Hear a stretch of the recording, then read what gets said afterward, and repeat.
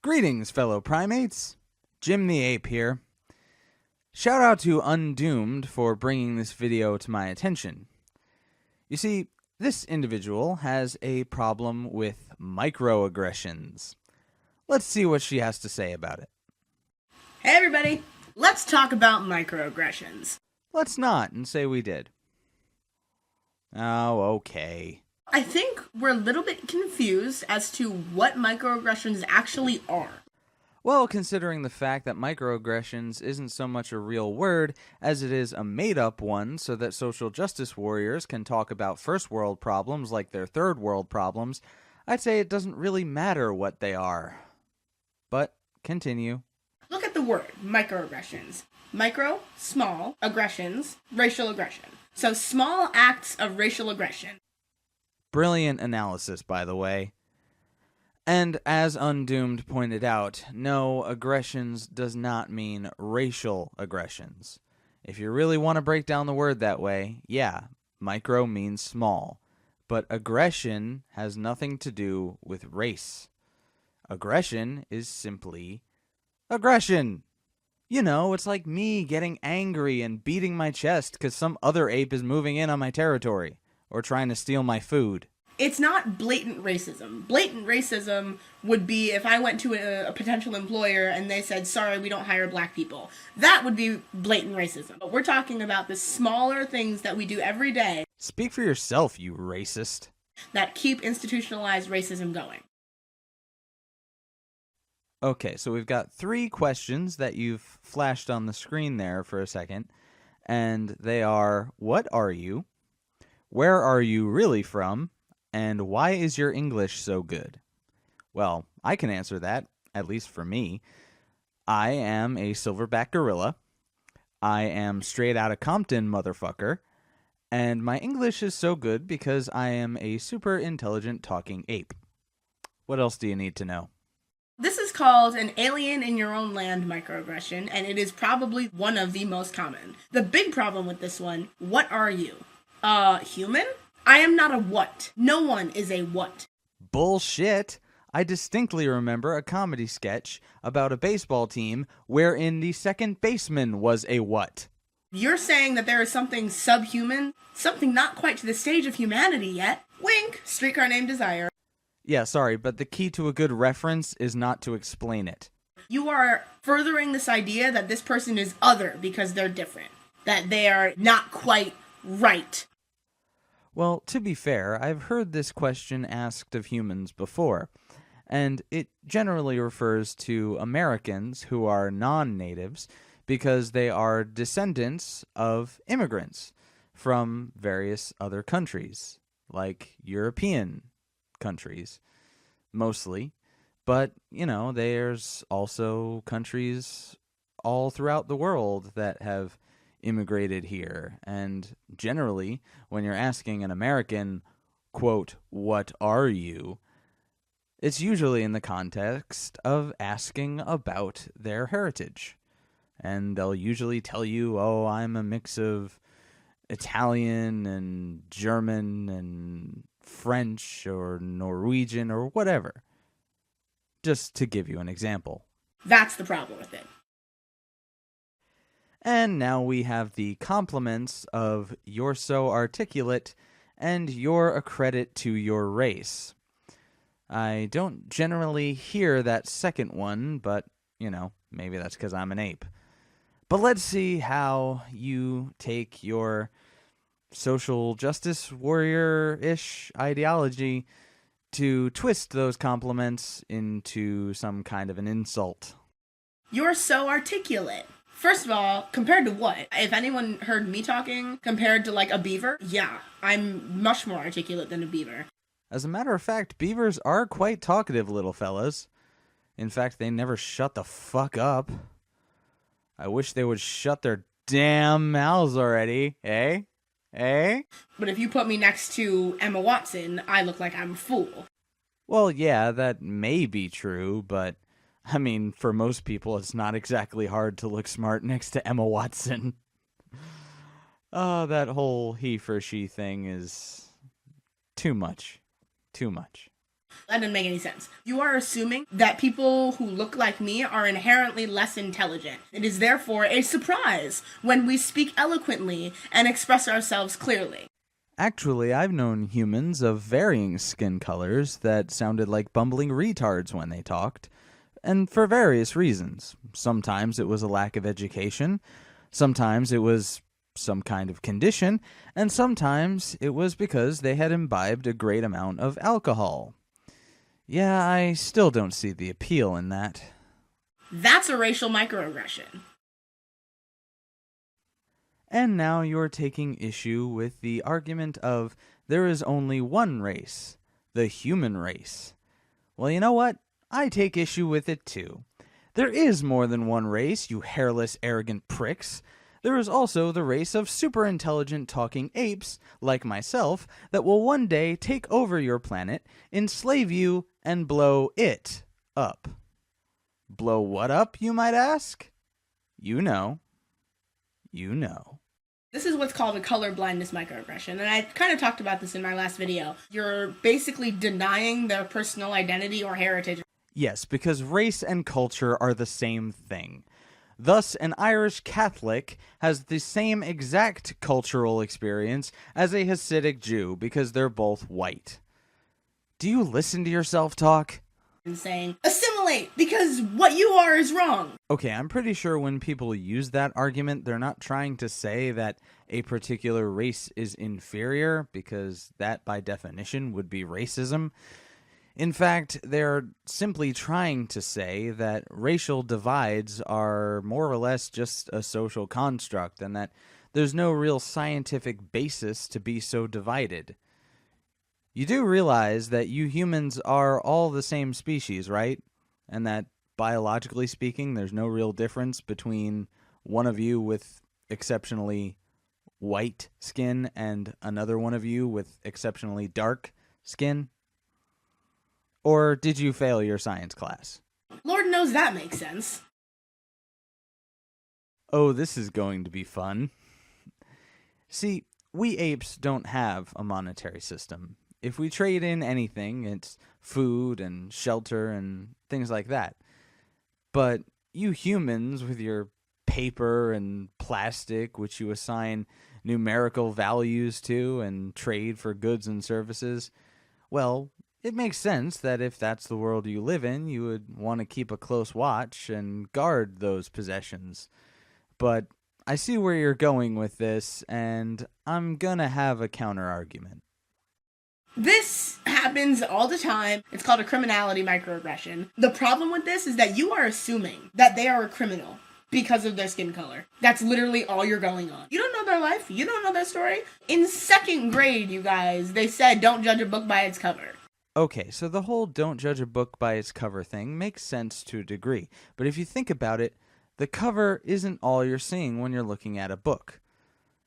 It's not just the cover art image that they've chosen. You're also seeing the title of the book, and you're also seeing the author. And you generally know, depending on whether you're seeing it in a library or a bookstore, you generally know what genre it is based on what shelf it's placed on. And you can look at the back cover and get a general plot synopsis of what the book's about. Now, where this metaphor fits into judging people is that it's not just the color of the person's skin that you're seeing. You're also seeing how they're dressed. You're also seeing how they carry themselves. Now, this is where I'd like to bring in my example.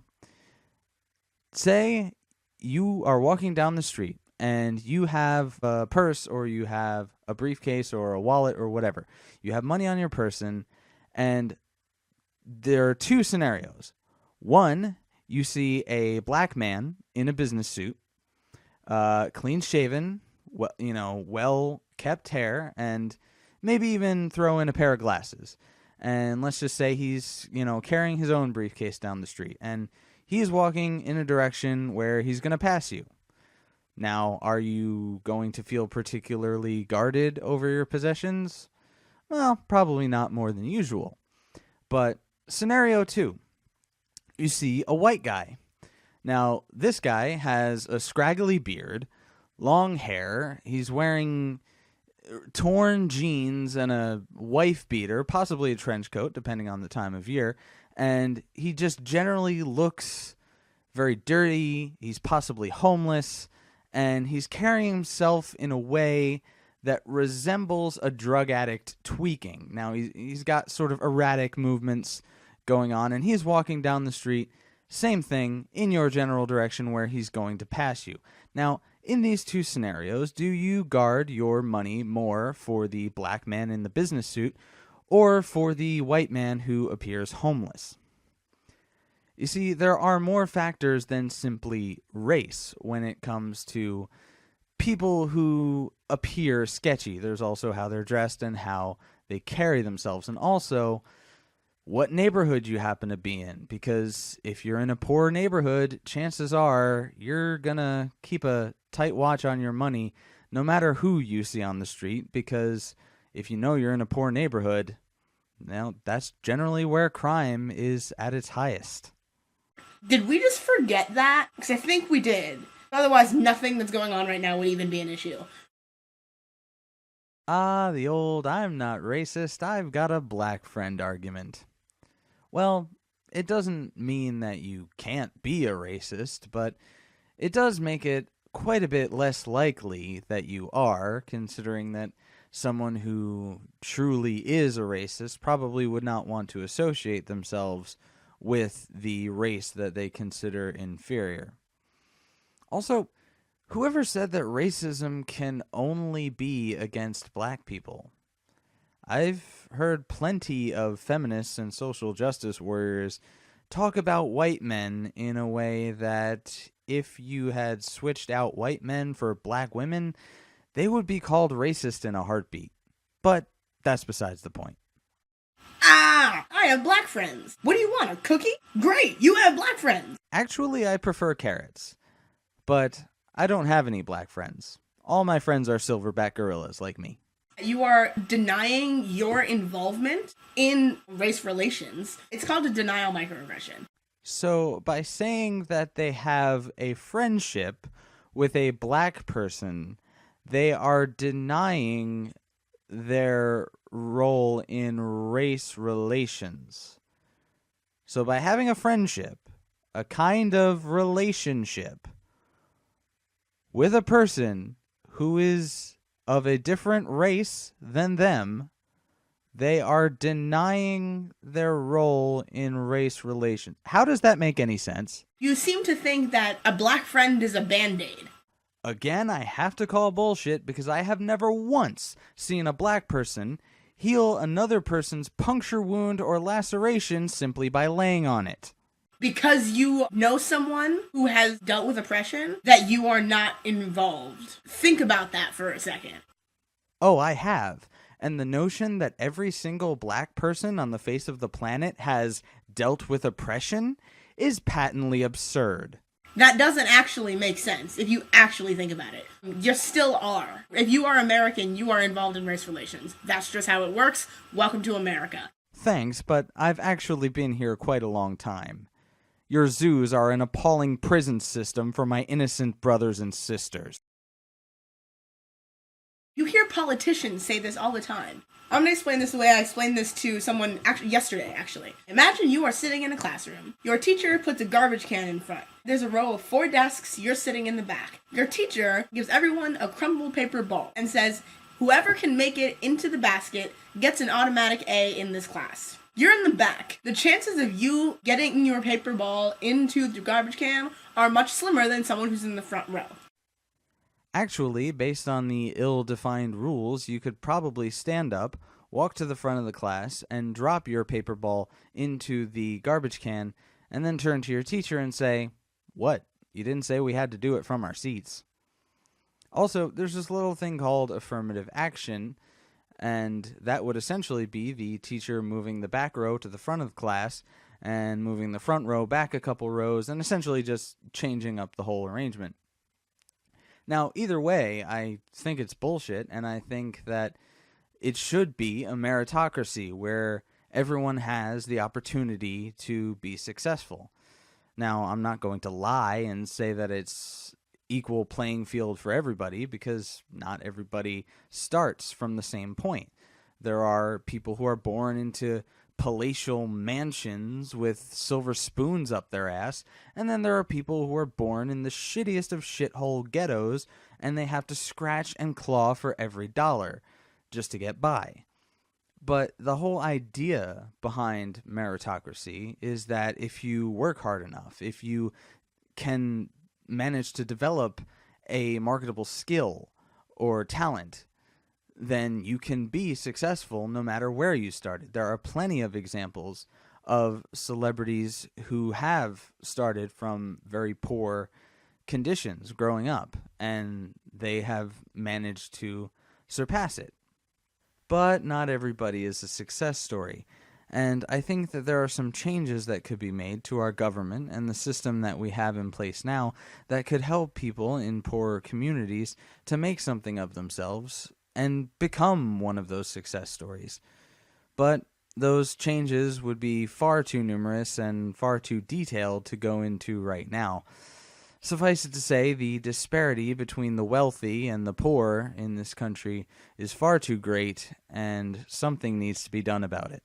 That's what privilege is. Some people don't have the option of sitting in the front row of the class. So some people are never going to make it into that basket. When you say things like that, everyone can succeed if they work hard enough. You are enabling that system. Cut that shit out.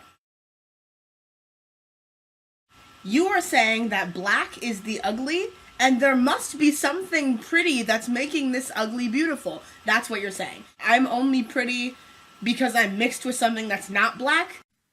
Okay, I have serious doubts as to whether or not anyone actually asks you that. But even if they do, you don't know that that's what they mean by it. Maybe they just have an affinity for mixed race people. So when they see someone with a skin color that looks like it might be mixed race, and it's also on someone who they consider to be attractive or pretty or whatever have you, they assume, perhaps incorrectly, that that person is mixed race. And maybe they're asking you because they're curious as to what combination of nationalities creates the perfect aesthetic, as they may see it. You seem to be inferring that they mean black equals ugly, but if we're really being honest, that's not really anywhere in the question, so perhaps you're just inferring it because you're looking to be offended. And as we all know, offense is always taken. It's never given. Ugh, that's offensive. If you don't get why that's offensive, you should go talk to somebody about that. I think there's help for that. No, you can't touch my hair. I don't want to touch your hair. I don't want to touch anybody's hair. Touching people's hair is weird. Besides, we apes have more of it than you humans, so if anything, you should want to touch ours. But don't do that. We don't like to be touched. You know those 5-year-old girls at the museums who just want to touch everything because they don't know any better? The 5-year-old girl pulling at her mommy's arm, Mommy, I want to go touch Sue the dinosaur. She goes up to this fantastical exhibit about things that are odd and different. That's who you sound like. By the way, I am the exhibit that is odd and different in that scenario. You want to talk about being an exhibit? Why don't you come with me to a zoo sometime, bitch? Now, being a super intelligent talking ape, I'm lucky enough to have never lived in one of those horrible places. But my fellow apes are not so lucky.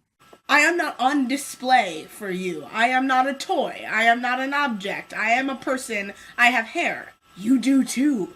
You are acting like my hair is some enigma, some supernatural thing. Okay, you do realize by this point that simply telling the person no is a hell of a lot easier than going through all this bullshit you're talking about now, right? Just say no. They did teach you that in elementary school, right? It's freaking hair. Everybody calm down. No, you can't touch my hair. Finally. Why didn't you just say that to begin with? Oh wait, you did. So why didn't you just leave it at that? This has been your sassy video about microaggressions. And this has been my snarky response to your sassy video about microaggressions.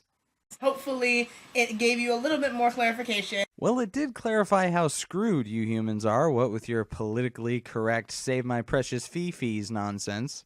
If you disagree with me, let's talk about it. That's what I just did. If you have an ignorant comment to make, don't waste your breath. Oh, so I can disagree, but not if I make a comment that you declare to be ignorant by your subjective standards? Glad we had this talk, then.